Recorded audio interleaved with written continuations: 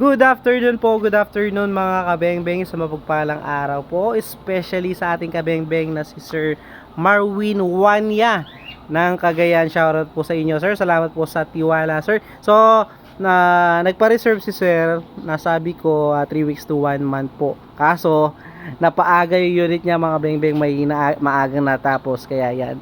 So 1 week lang, wala man 1 week mga kabengbeng, at ito papaship na natin sa kanya. Napakaswerte din na naghintay. So original manlapat frame type po, ayan, napakapogi, gawa ni Tata Esteng, 24 inches long barrel. Ito po yung ating mga unit na frame type na dalawang bitling, long tank, powerized na po yan, no, built inside, ayan, napakapogi.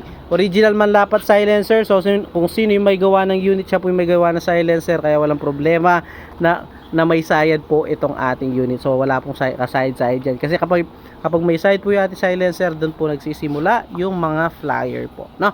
So sir, ito na po yung unit nyo, sir. Lalagay ko lang yung ating side cam mount. Ayan, sir. So pahipitan lang po natin. Ayan. So using meter pellets po yung ating gagamitin na bala mga kabengbeng. So nawala yung ating pangkalang dito sa ating, ayan. So lagyan ko lang ng kalang ulit yung ating side cam, kasi napipindot po yung power button, namamatay yung ating video, nakakat. So ayan po, sir. Sir Winwin, Sir Marwin Wanya, ayan po. So grouping test na po natin yung unit, sir, no. Isin lang natin yung ating side cam. Ayan, sentro lang natin. So grouping test na po natin yung unit bago natin padala sa Cagayan. So April 15 mga kabengbeng, today pa ship natin yung unit ni Sir Win. First shot po, ayun, napakaganda, nakasiro na po. Second shot, grabe kaganda itong mga sir, pellet to pellet po. Pangatlo, pang-apat, medyo mahaba lang ng konti. Pang-lima, pang-anim,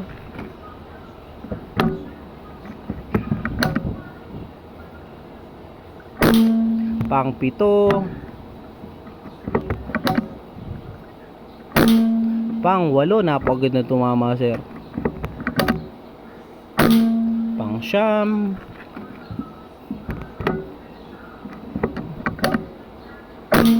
at pang-sampu. So yun, sir, 10 shots using meter pellets. Pakarga natin ulit mga kabengbeng, ulitin natin. So pakita natin na hindi lang po chamba yung ating unit. So break in pa po yan, no. So habang ginagamit natin, mas gumaganda pa po yung patama niya. So pakarga lang natin yung ating unit. Wait lang po. So dry fire lang natin. Dry fire lang po muna natin para malinis yung barrel. Yan. So another 10 shots, subukan po ulit natin dito sa bandang taas ng ating groupings kanina.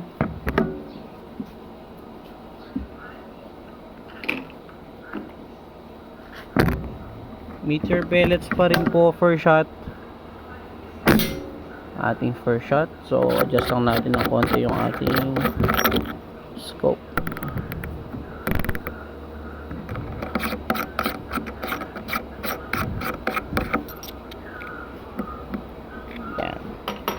Second shot po, meter pellets pa rin po. Ayun. Third shot, pang-apat,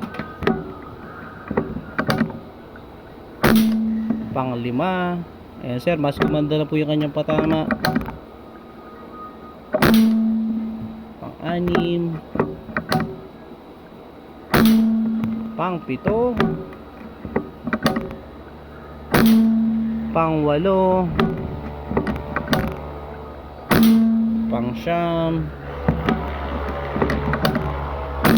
at pang-sampu. So ayun sir, 10 shots. Nakita nyo naman po sir, napakagandang tumama. 10 shots, 10 shots po. So wala pong tsamba dyan, no, dahil 10 shots po yon. Nakita nyo naman sir, straight from the camera, straight from the scope. So kung ano yung nakikita ko sa camera at scope, yun din po yung inyong nakikita sir. So punta natin yung ating naging groupings. So yun sir, salamat po sa tiwala sir. So Sir Marwin Wanya ng Cagayan, salamat po sa tiwala again mga kabeng-beng. Peace out po.